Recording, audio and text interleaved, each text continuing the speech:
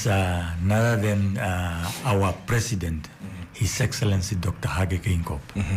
So the idea started way back around 9th edition of the Dr Hage Geingob Cup, and it will captivate all football enthusiasts, young and old, as it returns on the 18th of November 2023. Now, this prestigious tournament is an integral part of Namibia's football landscape, and it takes place at the Independence Stadium in Windhoek. I have a very special guest with me today in the building. We have Titus Kunamuene from the Dr Hage Geingob Cup organizing committee in studio to share more details about the event. Titus, welcome to 99 FM. Thank you, my brother, and thank you for the listener and the people out there. Let's get into it. We briefly spoke about just, the tournament and, the legends coming, but let's bring it back home, because it is a Namibian tournament. As much as there's excitement coming from abroad, Exactly. it's a celebration of our own legends. Exactly. The cup is back after a 3-year hiatus due to the pandemic, which is very unfortunate. But for those who don't know, what is the main aim and objective of this tournament? Yeah, as we have said, there is for us to celebrate our legends. But there is one specific legend that we are celebrating in this cup, and it's none other than our president, His Excellency Dr Hage Geingob. So the idea started way back around 2014. As football people, we sit down and said, look, we are having this person who will always go out when it comes to sports. And we don't want to honor him one day when he's not there. Let us do it while he is alive. So, and then we said, by then, His Excellency, the President, was not the President. He was, I remember when we had our first meeting to brief him about this. I think it was me, Amos Shiuka, Berry Rukoro, Mr. John Mwinyo, then the president of the NFA, the late Jeff Bako, and he was the minister of, I think he was the minister of trade and industry. So, and then we said, look, this is what we want to do, and this is how, and he said, look, go on, go and do. So we were given the task to look at what we can come up with, and the responsibility was sure between me and Amos. So we went on and said, look, let us create a competition. And so the first year, I think 2015, we started with the competition. We invited Mamelodi Sundowns, Yes. Primero de Agosto, I think African Stars and Tigers. It was 2 teams from outside and 2 teams from Namibia. I was at the stadium that day. Yes. So, and Sundowns won the competition. The second year is because they are the defending champion, we also decided to bring them back. They came back, and I think there was 3 teams from Namibia. So, and the third year, we invited again the defending champions together with Orlando Pirates from South Africa. In Orlando Pirates, they played against. So African Stars has been featuring. African Stars and Tigers have been featuring in this competition throughout. Throughout. Yeah. So, but then the 4th year, we decided that, look, we don't have the means for our national team, and our national team need the Brave Warriors need more competitive matches. So we said, let us switch to national teams. So we invited, I think the first time we invited Zimbabwe against the Brave Warriors, and then we invited Ghana against the Brave Warriors. And the third time we invited Zambia against the Brave Warriors. And then COVID-19 struck. So, but with COVID, we didn't go and lay down. We decided, we said, look, we have our sponsors, they are still committed, and let us come up with something that is going to benefit the Namibian nation at large. So we had a discussion with the sponsors, we consulted with His Excellency, and we said, look, the money is still there, so why can we not take care of the senior citizens? So the first year we were taking care of the senior citizens we visited all 14 regions in Namibia, taking care of the senior citizens in the old age homes. So we have been giving them support, moral support, because they were the one who were targeted mainly by COVID, even though all of us were targeted. And they were the highest risk. Exactly. So we decided to support the elders. And then the second year, still in COVID, we looked at the orphanage homes. So, because with the president, His Excellency, his motto is that nobody should be left out. So we started with the senior citizens. We went to the juniors, the orphanage. We were throughout the country, all 14 regions. And then also, as part of that, in the northern part of the country, people don't have senior citizen homes, old age homes.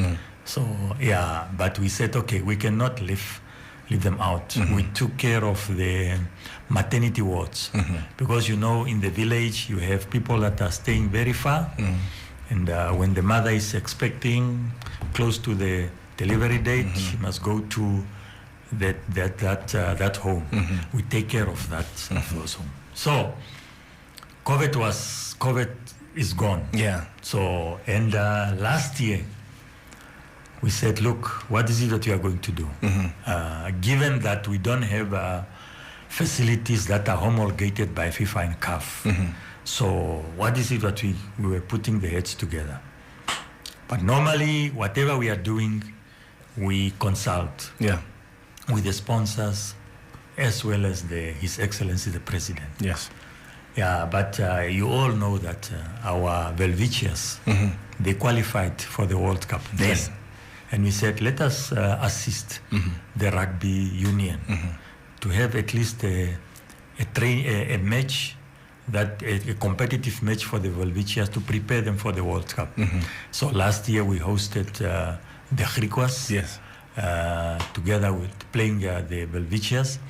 And also, when you look into it, one of our sponsors, our main sponsors, Namibian Breweries, so they were playing a very big role in that competition, being the sponsors of both the Griquas as well as the Velvicias. But this is what we have been doing. Now, this year, it's here again. It's football back again. Football back again. And it's such an important time as well, and I think it's God's timing, the way that it's coming together, where football fans are excited.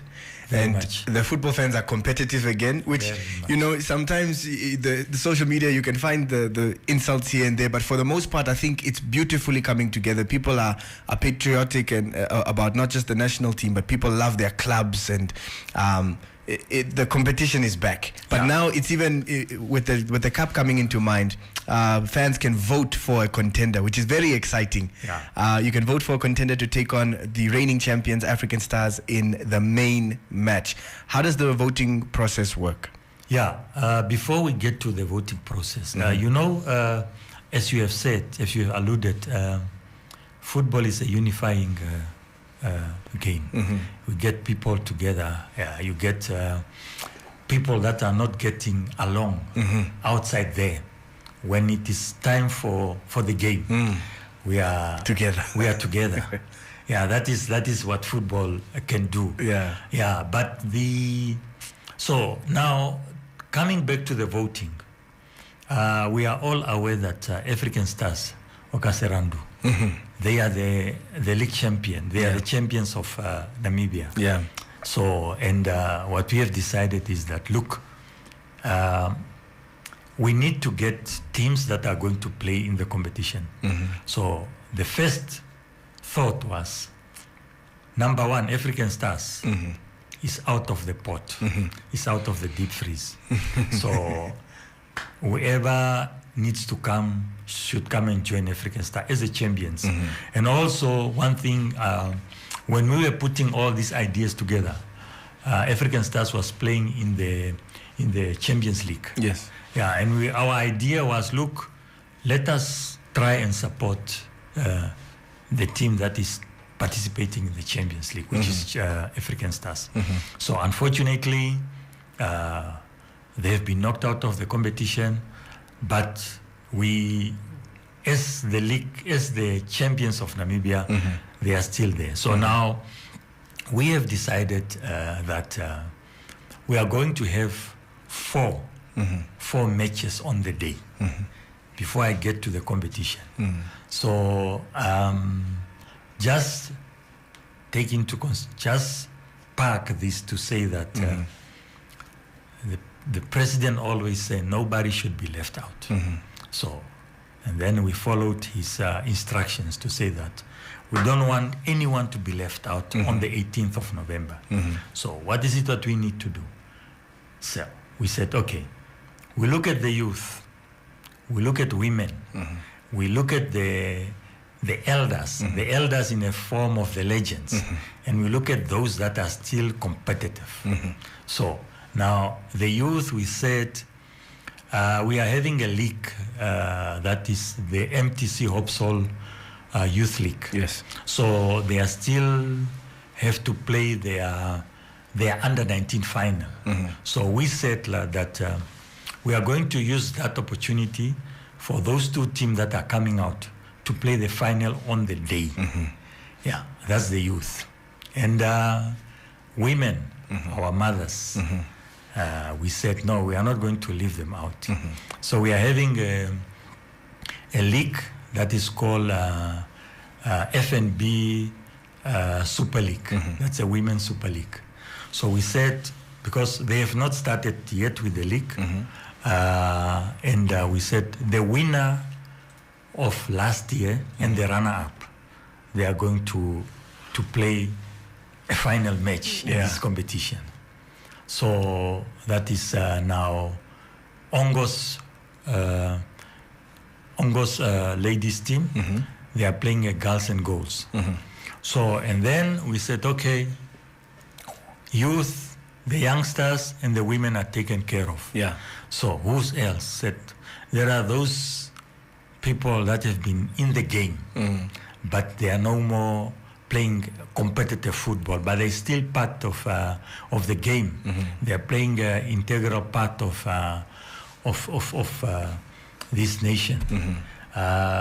We have those some of those guys that have been. I mean, when you look at the 96, 98, those names that have been keeping us glued to the television, keeping the slaughterhouse, the Independence Stadium full.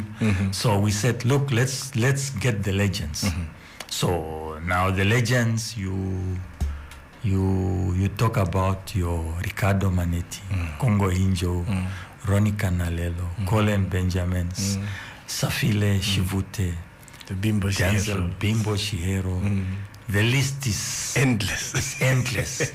So, and we said now, but these guys, who's going to be the correct opponent to play against them? So we were looking at African legends, so on and so on. They said, no, let us get the nation back to 96 and 98. So, and then we decided to get the South African legends. Yeah. And I think we have seen that when we are launching, we had the Mdogis, number 15, 16 valve. He was here just to come and make sure and tell us to make sure that they are coming. Yeah. So you are looking at Steve Lekulea, Mdogis himself, Roo, Fish, and also there is one important player, and I think that player is very important to Africa. Is the player that has scored the first goal in the 2010 World Cup, the African World Cup. Shaba. Yeah. So it's a very good squad. Yeah. Both of them, and there's going to be a lot of entertainment. Yeah. Yeah. So, and then now we looked at those that are active. We have packed African stars there, and we said, look, let's go back to our Premier League teams. So whoever needs to play against African stars, they must go through a SMS competition. So we have put all the 15 clubs in an SMS competition. So the lines are already open, already a week ago. So now it's for the fans and the people out there to select their team that is going to place against Okasirando on that day. So the SMSs are flooding. I was just I think 3 hours before I came, I checked with my colleagues there. It's moving. It's competitive. It's moving, very competitive. It's like a yo-yo. So around for 2 hours you have one team that is up there, and then for another hour is down. It's somebody else. Yeah. So it's very competitive. So we are waiting. We are going to see what is happening. But on top of that, I think I have mentioned all the teams that are going to participate. It's 4 matches. Yeah. And we have also decided as a committee together with the sponsor and His Excellency the President that look, for us is to all what we want is for the people, is to entertain people. Yeah. And we said we just want to, because for us when we have a plan, we have something else behind. So we said we are not going to open the gates for everybody. Let the people pay. We are not saying that is a fee, that is a contribution. What we are saying is that whatever the people are going to contribute, we want to donate that to the brave warriors, because the draw was last night. Yes. And they are going to participate in the AFCON in Côte d'Ivoire, in Abidjan. So we are saying that whatever we are getting from the gate, from these contributions of $20 only, Namibian dollars only, we are going to sanction it towards the brave warriors. So there is always, for us, there is always, we just want to take care of something. That is not taken care properly. And there's a bigger picture to it. Exactly. This has, a very, very insightful conversation of a day that I'm very excited for. I will definitely be there. And if you are listening and you're a football fan, even if you have the faintest memory of 96, 98, you have reasons to be there. Even if you are a fan of the teams currently playing, you have to be there. If you are a fan of Namibian sports and you are someone that is sitting there thinking and hoping that Namibia continues to progress in the sporting community, you have to be there. It's been my absolute pleasure to have Titus here to shed more light on it. And we can't wait to not just welcome our friendly foes from next door, but to also have our our own legends be represented. Yeah. Titus, thank you once again for joining me, and we can't wait for a successful event. Thank you, my brother. This has been The Final Whistle.